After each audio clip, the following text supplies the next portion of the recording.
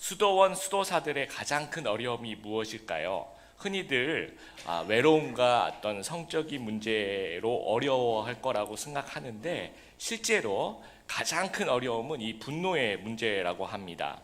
그러니까 어떤 이유 때문에 분노하는지 물어보니까 누구의 레시피로 만든 으깬 감자가 더 맛있는가를 가지고 심한 논쟁과 서로 분쟁한다라고 합니다. 그래서 한 수도사가 나는 수도원을 떠나리라 생각하면서 이제는 수도원을 떠나서 이제는 누구와도 말하지 않고 혼자 살면서 마음의 평안을 되찾으리라 생각하고 아주 깊은 사막으로 들어갔어요. 동굴 안에 들어가서 진짜 혼자서 수련한 그 독고 수련이라고 하죠.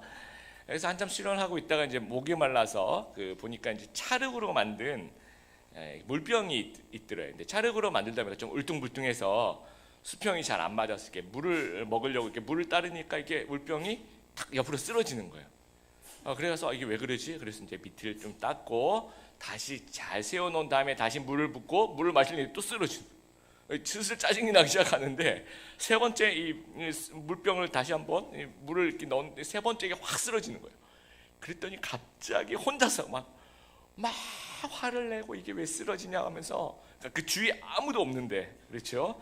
혼자서 수련을 하다가 물병이 쓰러졌다는 것 때문에 분노가 폭발하는 자신을 보게 되었던 거예요. 그래서 이 순간에 이 수도사가 아주 깊은 깨달음을 얻은 거예요. 이 분노는 타인과의 관계가 아니라 바로 나 자신의 내면에서 생기는구나 하면서 깊은 깨달음을 얻고 다시 수도원으로 들어갔다는 이야기를 들었습니다. 분노의 근원지는 타인이 아닌 바로 나의 마음이라는 거예요. 그래서 우리는 분노를 정의로운 행동이라고 생각하지만 실제로 나의 마음속에서 일어나고 있는 죄의 한 모습이다라는 겁니다. 7가지 죽음에 이르는 7가지 죄 시리즈, 교만과 시기와 분노와 나태와 탐욕과 탐식과 정욕, 이렇게 저희가 이제 오늘 세 번째 시간을 맞이해서 분노에 대해서 좀 생각해 보길 바랍니다. 인간을 하나님이 창조하셨을 때 이 분노라는 감정 원래는 중립적인 감정이었을 것 같습니다. 26절에 봐도 분을 내어도 죄를 짓지 말며라고 이야기를 합니다. 그러니까 무언가 잘못되었거나 바람직하지 못하다고 느낄 때 그때 도덕적인 판단으로 일어나는 이 감정이 이제 분노의 감정입니다. 어떻게 보면 하나님의 속성이라고도 볼 수 있습니다. 이 정의를 행하시는 그 하나님의 속성을 이제 우리 마음속에 심어 주신 거라고 볼 수가 있습니다. 만약에 우리 마음속에 뭔가 잘못된 것을 봤는데 전혀 감각이 없고 그러면 우리가 도덕적인 감각이라든지 정의로운 마음을 잃어버린 사람이 될 수 있지 않겠습니까? 그리고 또 자기 보호를 위해서 주신 측면도 있습니다. 누군가 나를 욕하거나 나를 속이거나 나를 놀리거나 나를 위협하거나 또 예의 없이 굴거나 또는 부당하게 나를 대했을 때 나타나는 반응일 수도 있다라는 거죠. 그런데 죄가 들어오면서 인류의 죄가 이제 들어오면서 분노라는 감정에 어떤 그 처음에 하나님 창조하실 때 그 중립적인 그 감정에 우리의 그 죄성이 더해지면서 또 사탄이 우리를 공격하면서 이것이 중립적인 감정이 아니라 이제 죄로 변하게 되었다라는 거예요. 그래서 갈라디아서 5장 19절에서 20절 보면 육체의 일은 분명하니 하면서 이제 죄 짓는 목록이 나옵니다. 한번 우리 주보 설교 노트에 있는 같이 한번 읽어볼까요? 갈라디아서 5장 19절 20절 시작. 육체의 일은 분명하니 곧 음행과 더러운 것과 호색과 우생숭배와 주술과 원수 맺는 것과 분쟁과 시기와 분냄과 당짓는 것과 분열함과 이단과 하면서 계속해서 나열되고 있는 것 중에 분냄과, 그러니까 분명히 분노하는 것이 죄라고 성경은 이야기하고 있다라는 거죠. 그래서 본문 우리 26절에 처음에 분을 내어도 죄를 짓지 말고 초기에 그 중립적인 감정일 때 빨리 해소를 해야 되고 27절에 마귀에게 틈을 주지 말라. 죄성과 연합을 한다든지 이 초기에 일어나는 이 모습이 또는 사단이 분노를 조종했을 때 분노에서 온갖 죄가 파생되어 나간다라는 거예요. 그 단테의 신곡에 보면 분노한 자가 받는 벌은 이 탁한 연기 속에서 그 연기를 마시면서 되게 고통스러워하는 그런 벌이 있습니다. 이게 뭘 의미할까요? 이 분노하는 사람들이 이 뭔가 불을 질렀다라고 그렇게 이 해석을 한 거예요, 단테는. 그래서 이 불을, 그러니까 이 분노가 불과 같아.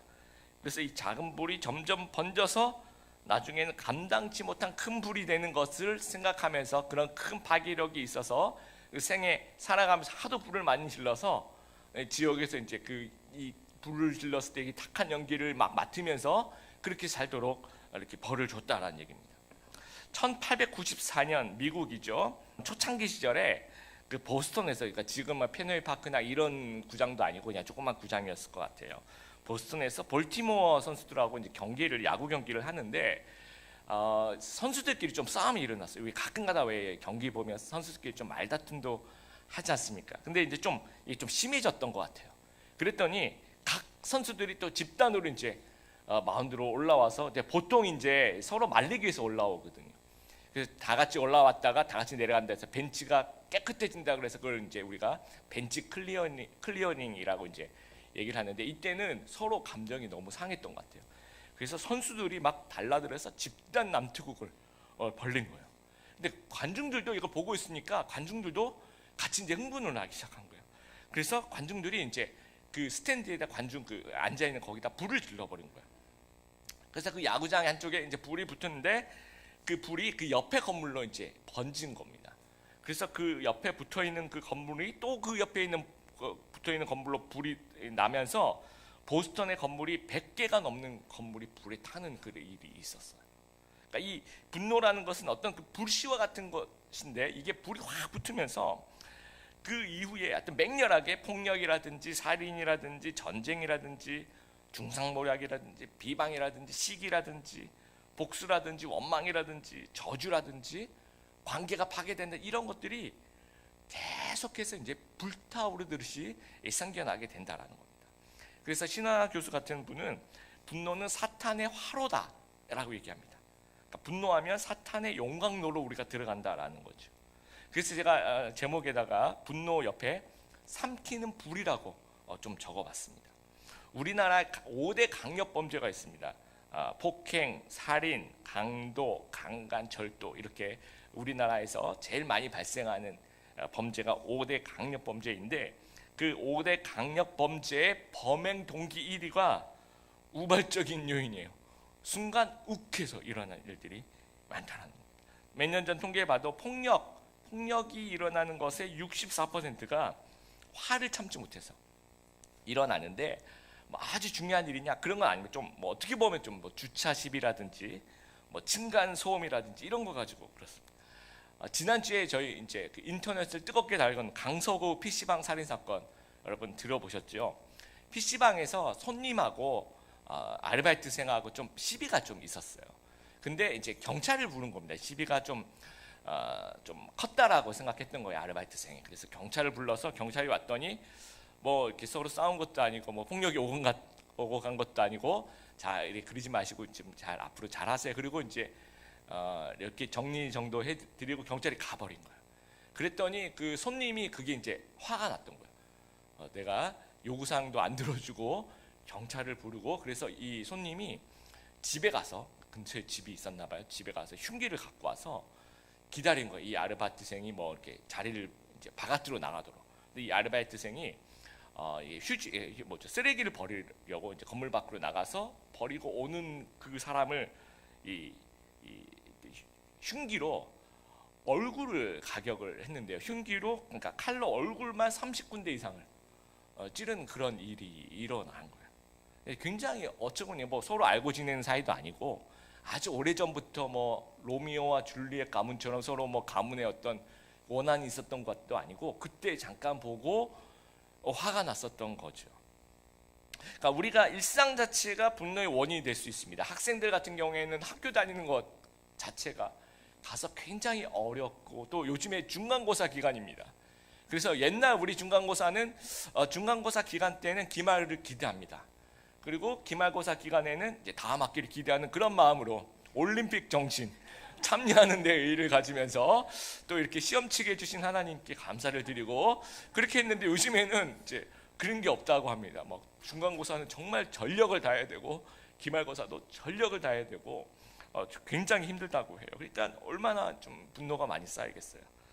그리고 직장인들도 직장에서 주는 그 문화 자체, 일하는 것 자체가 하루 종일 있다 보면 화낼 수 있는 일들이 굉장히 많이 있습니다. 가정주부도 마찬가지, 자녀를 교육하는 육아를 담당할 때도 좋은 점도 있지만 또 화가 나는 부분도 굉장히 많이 있고요. 그렇게 보면 인간의 삶 전체가 우리 안에 죄성이 있기 때문에 인간이 살아가는 것, 그 삶 자체가 분노의 연속일 수도 있겠다라는 생각을 하게 됩니다.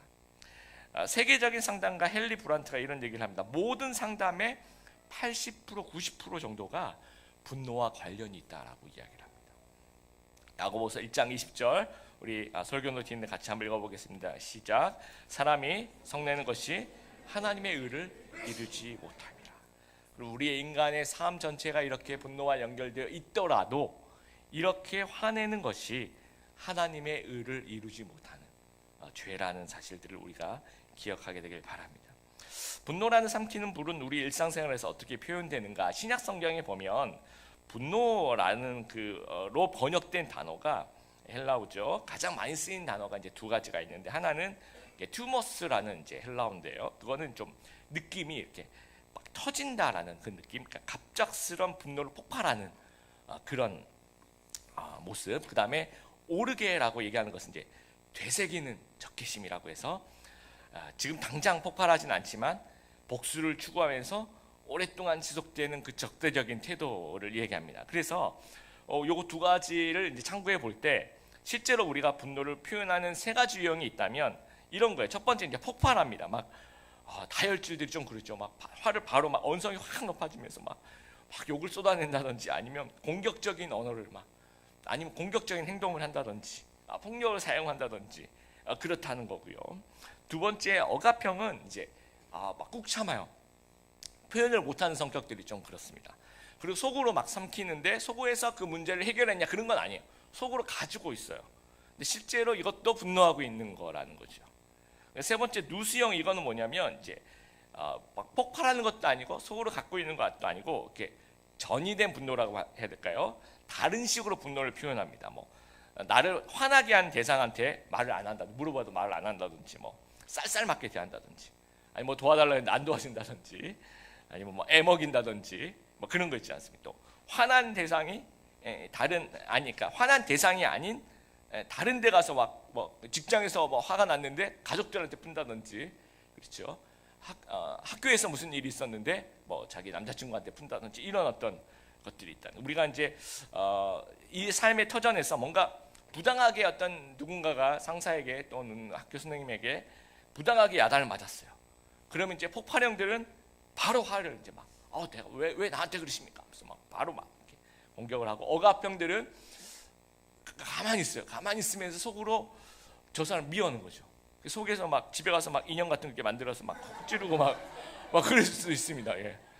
그리고 누수형들은 괜히 지나가는 막 돌멩이 발로 차고 막 괜히 만나는 친구한테 막 짜증내고 그 대상자가 아닌데 그럴 수 있다는 얘기예요. 우리 청년들 같은 경우에 막 1주년 기념식이에요. 막 1주년 기념식에서 막 남자친구가 내가 선물을 준비할 테니까 너는 저녁을 사라. 그래서 되게 기대하는 마음으로 이제 딱 갔더니 좀 멋있는 레스토랑에서 이제 근사한 식사를 시키고 막 선물을 딱 꺼냈더니 종이학 뭐 이런 거 있잖아요.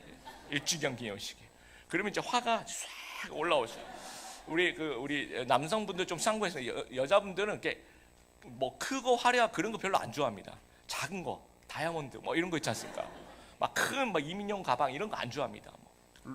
루이비통 뭐 이런 거 이렇게 좀 조그만한 거, 볼품 없이 조그만한 거 이런 거에 감동 받거든요. 근데 막 이 친구는 막 천마리를 접은 거예요. 막 그러면 막 폭발형들 막 일어나서 물 뿌리고 막 내가 너한테 사준 음식 식사가 뭐 얼마인데 지금 나한테 종이약이냐 막 이러면서. 근데 억압형들은 막 그래 나는 그래 고마워. 그리고 밥 먹으면서 인형을 꺼내서 또 막 찌르고 그렇습니다. 그리고 이제 누수형들은 그때부터 말 안 해요. 물어봐도 말 안 해요. 집에 갈 때도 말 안 하고. 그럼 일단 남자친구 미안해, 일단 내가 미안해. 그러면 뭐가 미안한지 얘기해 보라고. 정확하게 얘기해 보라고 이제.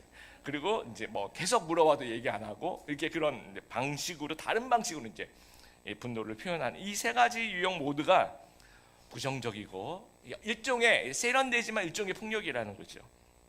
그리고 고립되는 거죠. 타인과의 관계에 있어서 내가 고립되고 또 타인도 고립시키면서 그 타인과의 관계를 또 악화시킵니다. 그리고 몸과 마음에 이제 병이 생겨나게 됩니다. 그래서 이 죄라는 것이 이 삼키는 불이라고 얘기하는 거죠. 나도 삼키지만 다른 사람도 삼키고 진짜 별것 아닌데 엄청나게 그 큰 일들이 벌어진다는 겁니다. 자, 그럼 분노를 어떻게 극복할까? 분노를 이제 지연해서 소멸시키라고 성경이 얘기하고 있어요. 분노를 지연해서 소멸시켜라. 자, 야고보서 1장 19절 우리 설교 노트에 있는 거 한번 읽어볼까요? 시작. 사람마다 듣기는 속히 하고 말하기는 더디하며 성내기도 더디하라. 성내기를 더디하라고 지연하라고 얘기를 하고요. 잠언 2장 16절 같이 읽겠습니다. 미련한 자는 당장 분노를 나타내거니와 슬기로운 자는 수욕을 참느니라. 참아야 된다라는 얘기를 또 하고 계시고요. 또 잠언 29장 11절 같이 읽겠습니다. 어리석은 자는 자기의 노를 다 드러내어도 지혜로운 자는 그것을 억제하느니라. 오늘 우리 본문도 마찬가지. 우리가 분을 내어도 죄를 짓는 데까지 가지 말라는 얘기입니다. 그래서 분노에서 죄를 짓기까지 시간차가 좀 존재한다라는 말씀을 해주시고 있어요. 그래서 그걸 좀 지연시켜야지, 안 그러면 27절에 나와 있는 것처럼 우리가 마귀에게 틈을 주어서 이게 불이 활활 타오르는 삼키는 불이 될 수 있다라는 겁니다. 우리가 그런 거예요. 우리 죄도 마찬가지. 우리가 갑자기 머릿속에 죄를 짓고 싶은 생각이 순간 확 드는 것까지는 우리가 거기까지는 죄가 아니에요. 근데 예를 들어서 목사님 갖고 계신 아이폰이 너무 갖고 싶어요. 그런 생각이 살짝 들었어요. 그러다가 우리 크리스찬, 내 크리스찬인데 내가 그러면 안 되지? 내가 왜 이런 생각이 들었지? 나 이런 생각하면 안 되는 거야. 이렇게 하면 여기까지는 죄가 아닌 거예요. 그러니까 머릿속에 이런 것들이 스쳐 지나. 그래서 어거스틴이 그런 얘기를 하죠.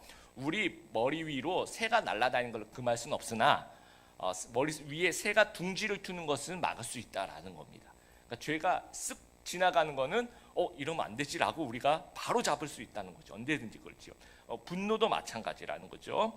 이게 훅 올라오는 거, 이것은 내 책임이 아닐 수 있습니다. 이건 자연스럽게 올라올 수 있습니다. 그런데 그 이후 어떻게 하느냐, 이것은 내 책임이라는 거예요. 그 이후 제어할 수 있느냐 없느냐, 이것이 우리의 책임이라는 겁니다. 그래서 우리는 시간차를 좀 만들어내는 거죠. 계속 우리 말씀에서 더디하라, 성내기를 더디하고 참아라, 억제하라라고 말씀하고 계시니까 일단 시간차를 만들어내어서 그동안에 해결하고 소멸하는 겁니다. 그러니까 불씨가 생기면 분노 지연을 통해서 그 불씨를 진화하고 그 불씨를 끄고 그 불씨를 소멸시키라는 거죠. 그러면 죄를 안 짓게 된다라는 거예요. 자, 그래서 그 실제적인 방법 세 가지 한번 생각해 보겠습니다. 첫 번째는 분노의 원인을 분석하고 분노한 내용의 중요도를 생각하자. 분노의 원인을 분석하고 분노의 내용의 중요도를 생각하자라는 겁니다. 되게 인기 강사 중에 김미경 씨라는 분이 있네요. 그분이 이런 얘기를 했어요. 우리가 늘 이렇게 친구들끼리 얘기할 때 슬럼프라는 단어를 쓴대요. 나 요즘 슬럼프야. 근데 그런 단어를 쓰지 말고 그 슬럼프에 이름표를 한번 붙여보라는 얘기를 하시더라고요. 그 범인, 그 슬럼프라는 얘기가 난 요즘 슬럼프야 이렇게 얘기하면 헤어나올 수가 없다는 거죠. 그럼 뭐냐, 이 슬럼프의 이름을 정확하게, 나는 요즘에 불안해. 그럼 불안이라는 이름표가 되는 거죠.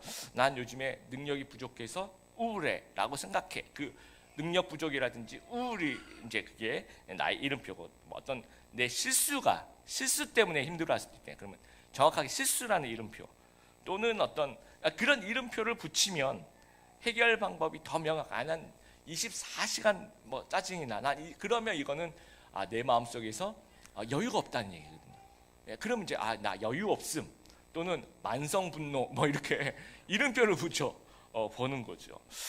현준이가 우리 아들이 좀 더 어렸을 때, 지금보다 어렸을 때 이제 제 스마트폰으로 이제 게임을 좀 했습니다. 근데 이제 그 게임이 몸몸몸 게임 이런 건데, 그 게임의 이제 특성은 하다가 뭔가 이렇게 세 번의 기회가 주어지잖아요. 그럼 한 번 기회가 아웃되고 두 번 아웃되고 세 번 아웃되면 그때 이제 카카오톡과 연결이 돼서 카카오 친구들에게 뭐뭐뭐 게임을 하자는 것을 누르면 임의로 30명, 50명, 70명 쫙 나가서 그러면서 또 게임에 그 목숨이 1, 2, 3이 더 생겨서 그걸 연장하는 겁니다. 근데 그런 게 있는지를 몰랐어요. 근데 어느 순간에 이제 저한테 카톡이 오는데, 목사님 저는 게임을 안 해요, 뭐 이런 카톡이 오는 겁니다. 이게 뭘까? 그래서 이제 자세히 이제 카톡 보니까 한 50 몇 개를 거의 임의로 제 그러니까 카톡 이제 주소에 있는 것이 이제 그게 나간 거예요.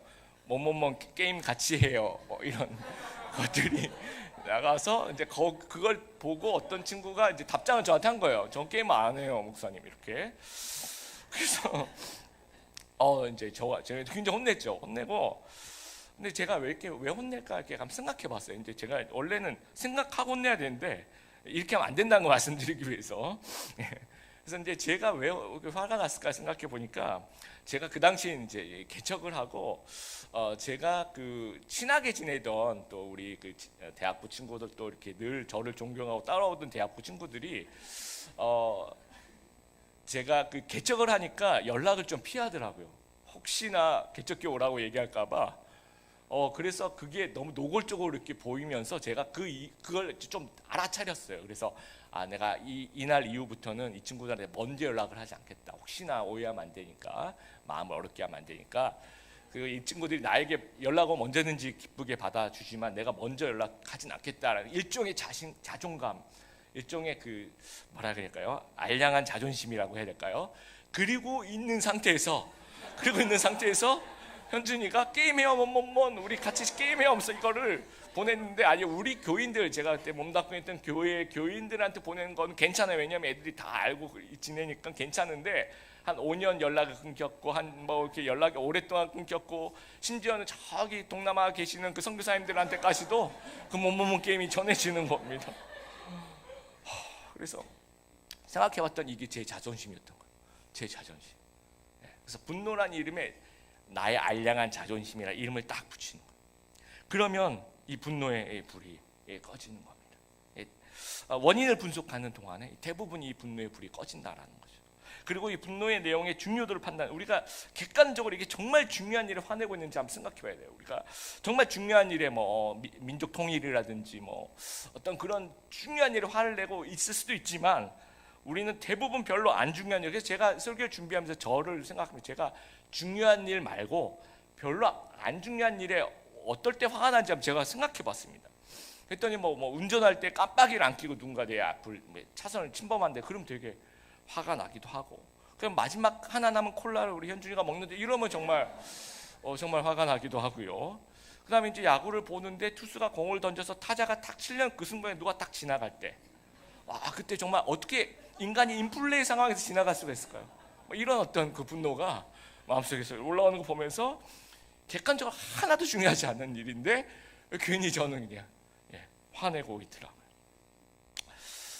이게 여러분 한번 생각해서, 이게 어떤 내 자존심이 상해서 그럴 수도 있는 거고요, 아니면 내가 그냥 그런 감정이어서 그럴 수가 있는 거고, 또 어떤 내 영역이 침범당했다라는 생각 때문에 그럴 수도 있는 거고요, 아니면 어떤 내가 실수했는데, 또 누군가 그냥 단순한 실수였는데 내가 좀 과민한 반응을 보일 수도 있는 거고요, 또 그냥 소위 말해서 웃으면서 그냥 넘어갈 수 있는 상황인데, 괜히 그냥 여러 가지 이유로 별로 중요하지도 않은데 나는 습관적으로 뭔가 욱 올라오고 있는 것은 아닌가 생각해 보기를 바라는, 저도 마찬가지. 그래서 우리가 이런 얘기가 있습니다. 오늘 분노하지 말고 내일 분노하라라는 얘기를 해요. 오늘은 뭐 합니까? 오늘 화가 나는데 오늘은 분석하고, 오늘은 생각하고, 화는 내일 내자. 이제 여러분 꼭 한번 기억해 보세요. 뭔가 이렇게 정말 화가 난 일이 있으면 오늘은 생각하고, 오늘은 분석하고, 그래도 화를 낼 것 같으면 내일 내자. 이렇게 넘어가면 대부분 그냥 풀린다라는 겁니다. 두 번째, 분노하기 전에 대화하고, 이해하고, 용서하고, 긍휼히 여기자라는 겁니다. 대화하고, 이해하고, 용서하고, 긍휼히 여기자라는 겁니다. 어떤 사나운 사자가 있었어요. 근데 분노 조절 장애가 있어가지고 이제 마을에 이제 뭐 어려움이 있었다고 합니다. 그래서 이 현명한 늙은 올빼미에게 상담을 요청했대요. 내가 분노 조절 장애가 있어. 그래서 이제 상담을 하고 난 다음에 이 사자가 되게 변했대요. 전혀 누가 막 건드려도 전혀 대꾸도 안 하고 뭐 이렇게 굉장히 뭐라 그럴까요? 어떤 그 하여튼 변화됐어요. 순둥이로. 그랬더니 이게 좀 이 사람들이 너무 순해지니까 갑자기 옆에 있는 애들이 진짜로 순해지는데 막 건드리기도 하면서 그래도 화를 안 내니까 이게 어느 순간 동네에 놀림감이 된 거죠, 사자가.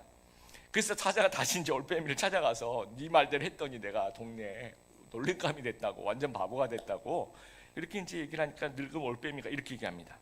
내가 자네에게 마을 사람들을 내쫓거나 물지 말라고 했지 으르렁거리지 말라는 말은 하지 않았네 라는 얘기를 하게 됩니다. 이게 사자의 또 다른 문제는 뭐냐면 적절한 자기 표현을 하지 않았다라는 겁니다. 우리 대한민국 사회가 이게 대화하기 참 힘든 그런 사회인 것 같아요. 대화도 익숙하지 못하고 그러다 보니까 이 분노의 범죄가 계속 급증하고 있는 것 같습니다. 근데 이제 모든 사람이 또 말이 잘 통하냐 또 그런 건 아닌 것 같아요. 그러면 대화가 안 되면 좀 이해해 보려고 노력을 해야 된다라는 거예요. 그러니까 우리는 말이 안 통하면 뭔가 공격을 하거나 아니면 회피를 해요. 그리고 이제 뭔가 이렇게 낙인을 찍어버리는, 저 사람은 말이 안 통한 사람이야. 저 사람은 정말 내가 상대할 사람이 아니야. 이렇게 낙인을 딱 찍어버린다라는 거예요. 근데 그 사람의 입장에서 왜 그렇게 했을까를 좀 한번 상상해보고 이해해 보려는 그런 시도를 해야 된다라는 겁니다. 그런데도 또 우리가 살고 있는 세상은 아무리 대화하고 이해하려고 아무리 노력해도 도저히 이해가 안 되는 사람들이 있어요, 우리 주변에. 그럴 때 그러니까 어떠한 대안이 없어요. 내 안에 대화도 시도해보고 이해해 보려고 노력해도 아무리 이해가 안 돼요. 그런데 어쩔 수 없이 일정 기간을 그분과 같이 있어야 될 그런 환경들이 저에게 주어집니다. 예를 들면 학생 같으면 교수님이 나를 힘들게 해요. 그럼 그 졸업할 때까지는 계속 견뎌야 되는 거고요. 또 우리 직장 다니신 분들은 그 직장을 이직하기 전까지 내가 뭐 1년 뒤에 이직을 한다라고 하면 그 1년 동안 좀 어려운 것들 좀 감내해야 되고, 또 우리 가족들은 어떻게 해야 될까요? 우리 부부 서약을 했죠. 죽음이 우리를 갈라놓을 때까지.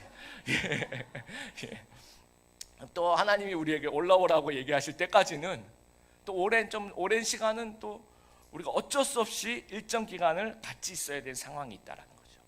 자, 외부의 스트레스가 우리에게 들어오면 그 스트레스는 반드시 어떤 통로로 빠져나가게 돼 있습니다.